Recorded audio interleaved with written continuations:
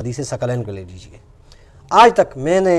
21 سال ہو گئے اہل سنت کے اندر رہتے ہوئے بہت کم لوگوں سے سنی ہے، تو فتوے سے گھبرانے کی ضرورت نہیں۔ اگر میں یہ بیان کروں گا تو فوراً دوسری مسجد کا خطیب جو ہے وہ مجھے کہے گا ہاں یہ بندہ تو شیعوں کے ساتھ بیٹھا ہوا تھا۔ السلام علیکم ورحمۃ اللہ وبرکاتہ۔ ناظرین کرام، جیسا کہ آپ کو معلوم ہے کہ مختلف علماء کرام اور مختلف مکاتب فکر کی شخصیات، دینی شخصیات کے ساتھ میری ملاقات ہوتی ہے اور ہم ان کے پاس جا کر ان کے موقف کو سنتے ہیں، تاکہ پاکستان کے اندر جو مختلف مکاتب کے لوگ ہیں ان میں آپس میں جو دوریاں ہیں وہ ختم ہوں اور بین المذاہب ہم آہنگی کی راہیں ہموار ہوں۔ میری ملاقات آج ایک عظیم محقق اور مصنف اور خطیب سے آج میری ملاقات ہوئی ہے۔ میں نہایت ہی متشکر ہوں کہ انہوں نے مجھے اپنا قیمتی وقت عنایت کیا۔ جناب علامہ مفتی سید ابرار حسین شاہ بخاری صاحب حفظہ اللہ، جو کہ اہل سنت والجماعت سے ان کا تعلق ہے اور سوشل میڈیا کے اوپر جانی پہچانی شخصیت ہیں، کسی تعارف کے محتاج نہیں ہے ماشاءاللہ سے۔ اور سب سے بڑی بات یہ ہے کہ یہ سوشل میڈیا پر ملت واحدہ کے لیے، امت مسلمہ کو ایک کرنے کے لیے اور مختلف مکاتب فکر کے درمیان میں جو باہمی اختلافات ہیں ان کو دور کرنے کے لیے بہت جدوجہد کرتے ہیں اور کام کرتے ہیں،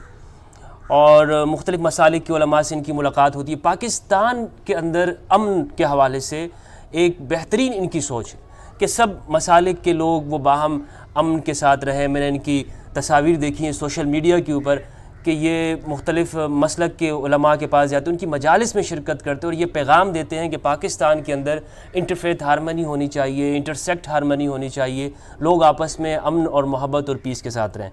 تو حضرت میں آپ کا بہت متشکر ہوں، آپ چونکہ سادات میں سے اور میں سادات کا ادنا خادم ہوں، میں ان کے سامنے زیادہ تو بات نہیں کروں گا، میں یہی چاہوں گا کہ حضرت اپنا تعارف کرا دیں، اس کے بعد پھر ہم انشاءاللہ گفتگو کا آغاز کرتے ہیں۔ الحمدللہ رب العالمین والعاقبۃ للمتقین والصلاۃ والسلام علی خیر الانبیاء۔ خداوند قدوس کا لاکھ شکر ہے کہ ہمیں اس نے امت واحدہ کے اندر پیدا فرمایا ہے۔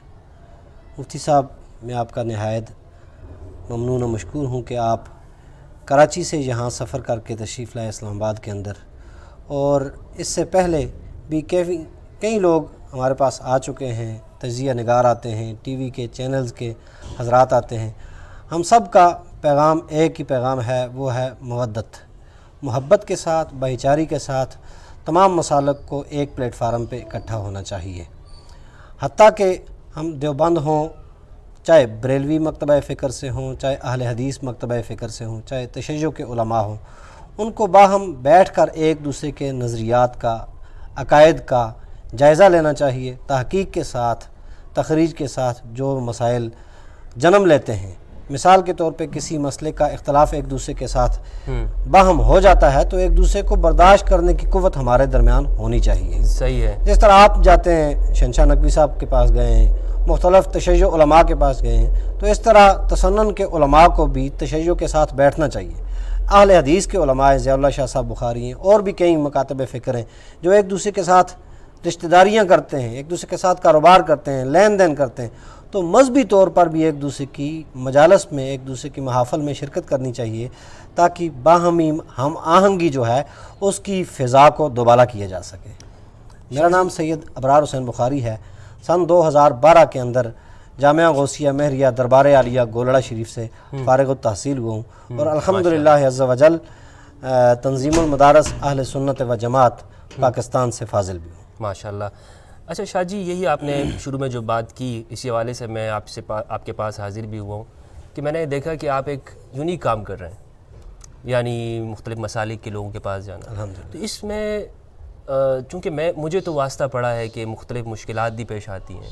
تو کیا آپ کو بھی کچھ اس طرح کی مشکلات کا سامنا کرنا پڑا ہے؟ مثلاً جیسے خود میرے ہی مسلک کے لوگ جو جانتے ہیں کہ میں نے ان میں تعلیم حاصل کی ہے، لیکن میرے اس عمل کی وجہ سے کہ میں شیعوں کے پاس گیا ان کی مجلس میں، تو انہوں نے کہہ دیا کہ یہ رافضی ہے، حالانکہ میری زندگی ان میں گزاری، میں ان کے معاشرے کا فرد ہوں، تعلیم میں نے ان کے اندر گزاری، ان کے پاس پلا بڑھا ہوں۔ تو آپ بتائیے کہ کیا آپ کو بھی اس طرح کی کوئی مشکلات کا سامنا کرنا پڑا؟ دیکھیں، جب آپ صراط مستقیم پر چل رہے ہوتے ہیں تو جا بجا کٹھن مراحل آتے ہیں، تو اس طرح کی میں تو کہتا ہوں مصائب و علام یہ سادات بنو فاطمیہ کا ورثہ ہیں، تو یہ مشکلات آتی رہتی ہیں، تو ہمیں صراط مستقیم سے ہٹنا نہیں چاہیے۔ امام عالی مقام سیدنا امام حسین علیہ السلام کے ساتھ جب واقعہ کربلا رونما ہوا تو اس وقت بھی بعض لوگ تھے جو کہتے تھے کہ آپ رک جائیں، اس راستے پہ نہ چلیں، صحیح ہے، اور بعض نے کہا کہ آپ جائیں۔ اکثریت کی رائے یہ تھی کہ آپ نہ جائیں، لیکن ان کا قیام، ان کا جانا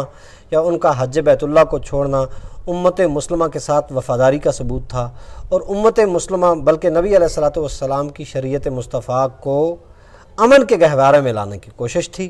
اور ان کی قربانی صرف اس لیے نہیں تھی کہ ہم یزید کے ساتھ مقابلہ کرنے کے لیے رہے، بلکہ امت مسلمہ کو قتل و خون ریزی سے بچانے کے لیے تھی، اور امت مسلمہ کو فساد سے، بے راہ روی سے نکالنے کے لیے آپ نے قیام کیا۔ اور بالفرض مجھے بے شمار فتوے لگتے رہے، کافر کافر، شیعہ کافر کے نعرے لگتے رہے، رافضی، جہنمی، بلکہ میں کہتا ہوں اپنے مسلک کے لوگوں سے ہٹ کر دوسرے اغیار نے بھی بہت ساری باتیں اس طرح کی ہیں، یہ فنڈنگ کرتا ہے، یہ کرتا ہے، فلاں فلاں فلاں، حالانکہ میرا ایسا نظریہ نہیں ہے۔ الحمدللہ ہم تمام صحابہ کرام کا احترام کرتے ہیں، اور باہم جتنے بھی مسالک ہیں ہم اسلام آباد کے اندر بیٹھتے ہیں، اور امت واحدہ کے اندر ہمارا انٹرنیشنل لیول پہ کام ہے، تحقیق کے ساتھ، تخریج کے ساتھ، کتب اہل سنت سے مصادر کو اخذ کر کے اور ان کے اندر سے تحقیق کے ساتھ، تخریج کے ساتھ فضائل اہل بیت اطہار جو اس دور میں چھپائے جاتے ہیں ان کو نکال کے منظر عام پہ لانے کی ہماری کوشش ہے۔ ہم یہ کوشش کر رہے ہیں، اس میں ہمیں کوئی شیعہ کہتا ہے تو بے شک کہے، امام شافعی علیہ الرحمہ پہ فتوے لگتے رہیں، امام اعظم ابو حنیفہ پہ فتوے لگتے رہیں، امام احمد بن حنبل کو شیعہ کہا جاتا رہا، امام مالک پر بھی فتوے لگتے رہیں، تو فتوے سے گھبرانے کی ضرورت نہیں ہے، اور الحمدللہ ہم اس بات پر مستحکم ہیں۔ اچھا شاہ جی، یہ پاکستان کے اندر جو آپ یہ کام کر رہے ہیں کہ سب کو ایک کرنا ہے، یعنی سب کے پاس پلیٹ فارم کے پاس ایک پلیٹ فارم پہ لا کے، کیونکہ ہمارے آپس میں اختلاف ہو سکتے ہیں، لیکن ہم بحیثیت پاکستانی اور بحیثیت ایک مسلمان ہونے کے ہم آپس میں ایک ہو سکتے ہیں، تو آپ اس حوالے سے کیا سمجھتے ہیں کہ پاکستان کے لیے آپ کا جو کام ہے یہ کتنا ضروری ہے، پاکستان کے امن کے لیے، ترقی اور خوشحالی کے لیے؟ ضروری اس لیے ہے کہ اس وقت جو خارجیت اور ناسبیت کے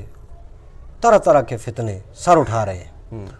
ان فتنوں کو تب ہی آپ بند کر سکتے ہیں، ختم کر سکتے ہیں، ان کا تدارک تب ہی کیا جا سکتا ہے کہ آپ اہل سنت میں رہ کر، دیوبند کے اندر رہ کر، بریلویت کے اندر رہ کر، اہل سنت کے اندر رہ کر آپ فضائل اور مناقب اہل بیت اطہار جو کھل کر بیان کریں، اور جتنے بھی احادیث صحاح ستہ کے اندر ہیں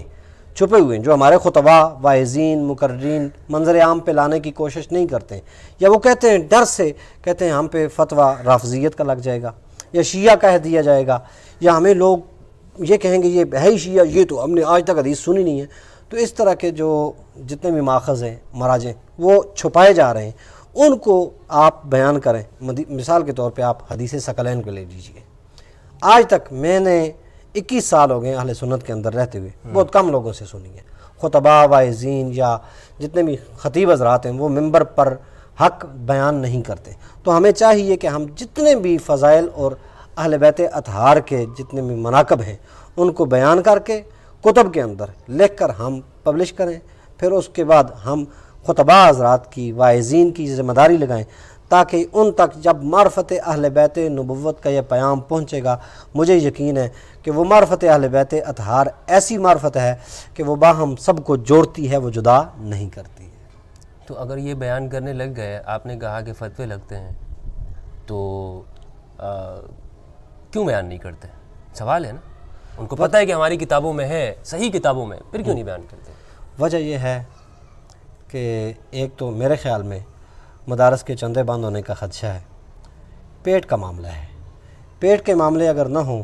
مثال کے طور پہ ایک بندہ ہے، پورے محلے سے عشر، زکوٰۃ، صدقات، خیرات، یہ تمام چیزوں سے مل کر اس کے جتنے بھی طلباء ہوتے ہیں، اس کے مقیمی حضرات ہوتے ہیں، وہ کھاتے ہیں، ان چندوں کی رک جانے کی وجہ بھی ہو سکتی ہے۔ شاہ جی، یعنی اگر وہ یہ بھی تو کہہ سکتے ہیں کہ بھائی ہماری کتابوں میں کن سے ان کو خوف ہوتا ہے؟ خوف صرف عوام کا نہیں ہوتا،